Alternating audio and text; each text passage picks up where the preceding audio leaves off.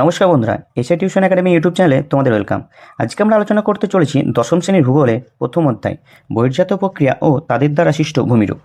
আমরা এই অধ্যায়ে আজকে প্রশ্নমান 2-এর 29টা প্রশ্ন আজকে আমরা আলোচনা করব, যেগুলো তোমাদের সামনে পরীক্ষার জন্য খুব ইম্পর্টেন্ট। চলো প্রশ্নগুলো আমরা দেখে নিই। আর যারা নতুন বন্ধু আছো বা নতুন ভাই আছো, অবশ্যই চ্যানেলটি সাবস্ক্রাইব করে সঙ্গে থেকো। 1 নম্বর প্রশ্ন কি বলছে দেখো। 1 নম্বর প্রশ্ন বলছে কি অবরোহণ প্রক্রিয়া কাকে বলে? যে বহির্জাত প্রক্রিয়ার মাধ্যমে ভূপৃষ্ঠের ওপর কোনো উঁচু জায়গা ক্রমাগত ক্ষয়ের ফলে সমতল ভূমিতে পরিণত হয় তাকে কি বলছে? অবরোহণ বলে। দেখো, আরোহণ প্রক্রিয়া কাকে বলে? যে বহির্জাত প্রক্রিয়ার মাধ্যমে ক্ষয়জাত পদার্থ ভূপৃষ্ঠের নিচু অংশে সঞ্চিত হয় এবং উচ্চতা বৃদ্ধি করে তাকে আরোহণ প্রক্রিয়া বলে। উদাহরণ কি? যেমন প্লাবনভূমি। 3 নম্বর প্রশ্নে কি বলছে দেখো, বলছে ক্ষয়ীভবন বলতে কাকে বলে? উত্তর কি? বলছে ভূত্বকের উপরের শিলারাশি, বায়ু প্রবাহ, বৃষ্টিপাত, নদীর প্রবাহ, হিমবাহ ও সাগর তরঙ্গ প্রভৃতি প্রাকৃতিক শক্তির প্রভাবে অবিরত ক্ষয়ের মাধ্যমে সৃষ্ট ক্ষয়জাত পদার্থ এক জায়গা থেকে অন্য জায়গায় পরিবাহিত ও স্থানান্তরিত হয়। এভাবেই প্রাকৃতিক শক্তির দ্বারা ভূত্বকের শিলারাশি ক্ষয়প্রাপ্ত হয়। এই প্রক্রিয়াকে কি বলে? ক্ষয়ীভবন বলে। 4 নম্বর প্রশ্নে কি বলছে, যে নদীর ষষ্ঠ ঘাতের সূত্র কি? বলছে কোনো নদীর গতিবেগ যদি কোনো কারণে পূর্বের তুলনায় দ্বিগুণ বৃদ্ধি পায়, তাহলে সেই নদীর বহন ক্ষমতা পূর্বের তুলনায় 64 গুণ বৃদ্ধি পায়। নদীর গতিবেগ বৃদ্ধির সাথে নদীর বহন ক্ষমতা বৃদ্ধি, এই গাণিতিক সম্পর্কটিকে ষষ্ঠ ঘাতের সূত্র বলা হয়ে থাকে। 5 নম্বর প্রশ্ন কি বলছে, বহির্জাত প্রক্রিয়া কাকে বলে? উত্তর কি বলছে দেখো, বলছে যে প্রক্রিয়ায় বিভিন্ন প্রাকৃতিক শক্তি যেমন নদী, হিমবাহ, বায়ু, সমুদ্র তরঙ্গ, ভৌমজল প্রভৃতি শক্তি ভূপৃষ্ঠের ওপর কাজ করে ভূমিরূপের পরিবর্তন ঘটায় তাকে বহির্জাত প্রক্রিয়া বলে। এই প্রক্রিয়া ধীর গতিতে ভূপৃষ্ঠের বা তার উপরিপৃষ্ঠের অংশে কখনো এককভাবে কখনো সম্মিলিতভাবে কাজ করে।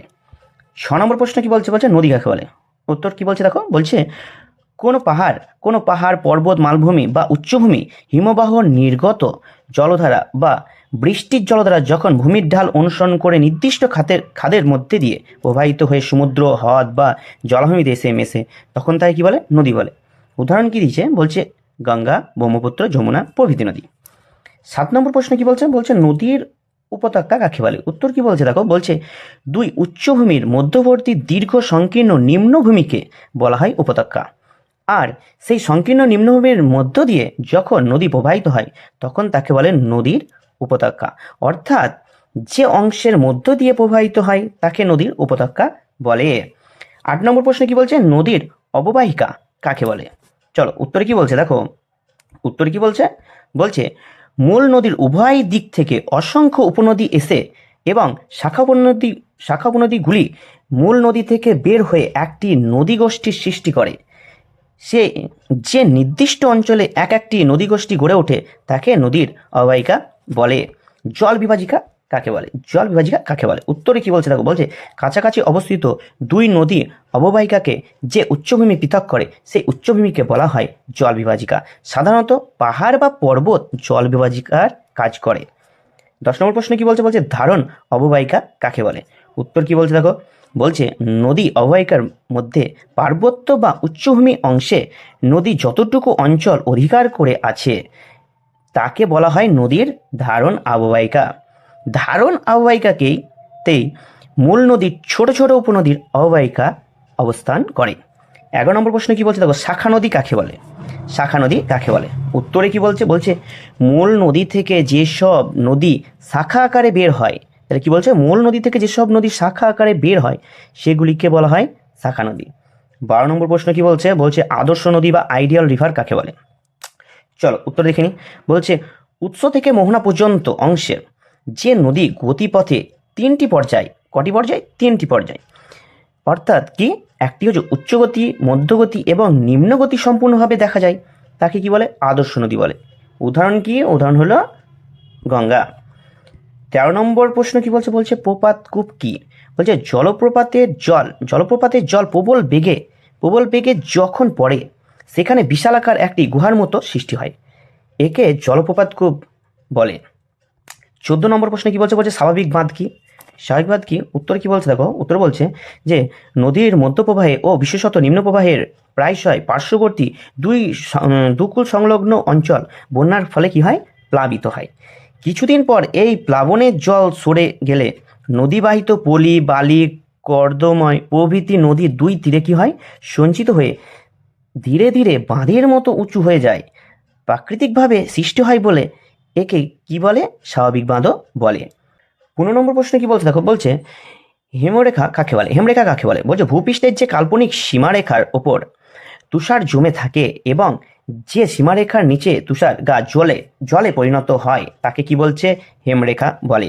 তারপর দেখো হিমবাহ কাকে বলে? সংক্ষেপে উত্তরটা দেখো, উত্তর কি বলছে? বলছে সংক্ষেপে বলতে গেলে বরফের নদীকে হিমবাহ বা গ্লেশিয়ার বলে।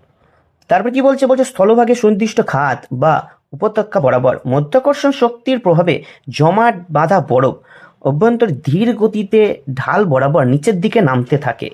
এই প্রবাহমান বরফের নদীকে আমরা কি বলি? হিমবাহ বা গ্লেশিয়ার বলে থাকি। 7 নম্বর প্রশ্ন কি বলছে? বলছে হিমশৈল কাকে বলে? উত্তর কি বলছে দেখো, বলছে সমুদ্রে ভাসমান বিশালাকার বরফের স্তূপকে বলে হিমশৈল। তারপর দেখো 18 নম্বর কি বলছে? বলছে বারখান কি? উত্তরে কি বলছে? উত্তরে বলছে যে বায়ুর প্রবাহ পথের সঙ্গে আড়াআড়িভাবে গড়ে ওঠা অর্ধচন্দ্রাকার বালিয়াড়িকে কি বলে? বারখান বা বারখান বলে। 19 নম্বর প্রশ্নে কি বলছে? বলছে বাজাদা কি? দেখো উত্তরে কি বলছে? উত্তর বলছে প্লায়া বা পার্শ্ববর্তী অংশে স্বল্প মেয়াদী প্রবল বর্ষায় উৎপন্ন পলি জমে সৃষ্টি এবং সমভূমি হলো বাজাদা বা বাহানা। চলো 20 নম্বর প্রশ্নটা দেখে নিই। 20 নম্বর প্রশ্নে কি বলছে দেখো, বলছে লয়েস কি?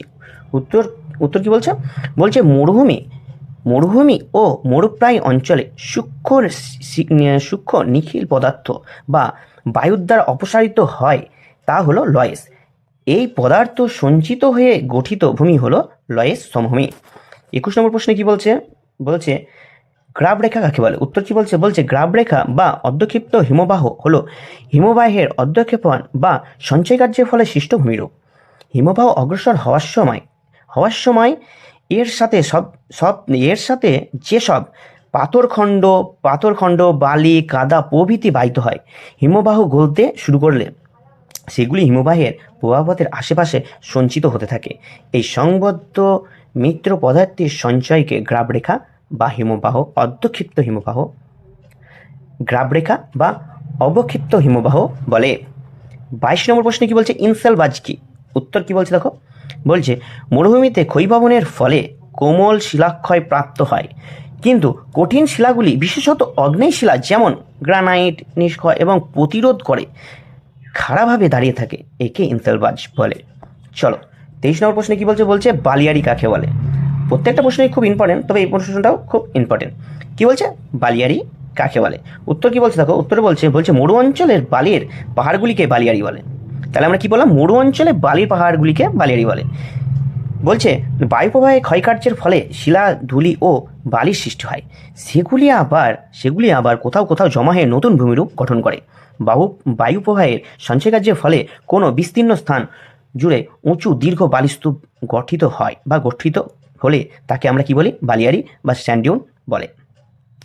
24 নম্বর প্রশ্ন কি বলছে? 24 নম্বর প্রশ্ন বলছে যে মহাদেশীয় হিমবাহ কাকে বলে? উত্তরে কি বলছে? বলছে উচ্চক্ষাংশে সুবিশাল অঞ্চল জুড়ে যে বড় স্তর দেখা যায় তাকে আমরা কি বলে থাকি? তাকে আমরা মহাদেশীয় হিমবাহ বা কন্টিনেন্টাল গ্লেশিয়ার বলে থাকি। 25 নম্বর প্রশ্নে কি বলছে দেখো, 25 নম্বর প্রশ্ন বলছে সমপ্রায় ভূমি কাকে বলে? উত্তর কি বলছে? বলছে বৃষ্টিবহুল আর্দ্র অঞ্চলে নদীর জলপ্রবাহ, বৃষ্টির জল ও অন্যান্য প্রাকৃতিক শক্তির দ্বারা কোনো উচ্চভূমি বা প্রাচীন মালভূমি দীর্ঘ সময় ধরে ক্ষয় হয়ে যদি সমতল ভূমিতে পরিণত হয় তাকে কি বলছি আমরা? সমপ্রায় ভূমি বলে। 26 নম্বর প্রশ্ন কি বলছে? বলছে জলপ্রপাত কি? জলপ্রপাত কি? উত্তর কি বলছে? বলছে নদীর পার্বত্য প্রবাহপথে কঠিন ও নরম শিলাস্তর অনুভূমিক বা আড়াআড়িভাবে বাসস্থান বা অবস্থান করলে উপরের কঠিন শিলাস্তর ধীরে ধীরে ক্ষয়প্রাপ্ত হয়ে নিচের নরম শিলান্তর উন্মুক্ত হয় এবং দ্রুত ক্ষয় পাওয়ার কারণে হঠাৎ খাড়া ঢাল সৃষ্টি করে। কি করে? খাড়া ঢাল সৃষ্টি করে। জলরাশির প্রবল বেগের উপর থেকে নিচে পতিত হয়, তাকে জলপ্রপাত বলে। 27 নম্বর প্রশ্ন কি বলছে? বলছে এস্কার কি? এস্কার কি? উত্তরে কি বলছে দেখো, বলছে হিমবাহের তলদেশে নুড়ি, কাদা, পলি জমা হলে সৃষ্ট আঁকাবাঁকা শৈল রাশি আকৃতির ভূমিরূপকে বলে এস্কার।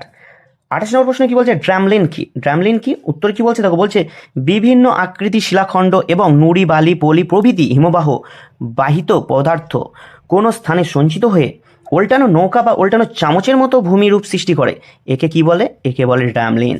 আর 29 নম্বর প্রশ্নে কি বলছে, বলছে মরুদ্যান বা ওয়েসিস কি? উত্তরে কি বলছে দেখো, বলছে মরুভূমির মাঝে এক জলপূর্ণ অংশ যাকে কেন্দ্র করে জনবসতি ও গাছপালা গড়ে ওঠে, তাকে কি বলছে? তাকে মরুদ্যান বলছে।